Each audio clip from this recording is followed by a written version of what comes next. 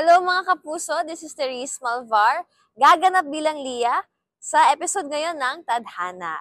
So kasama ko po dito si Miss Jetica Garcia, of course, Miss Isay Alvarez, Sir Lucio Ayala, Bryce Eusebio, and Sabrinica Santos.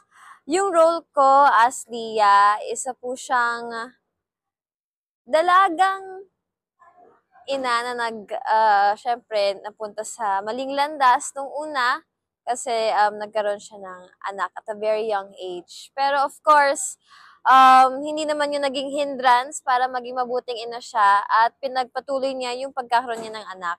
Pero dito, syempre, bilang may sikreto ngayong pamilya sa ate niya, syempre magagalit yung ate ni Lia na galing pang abroad.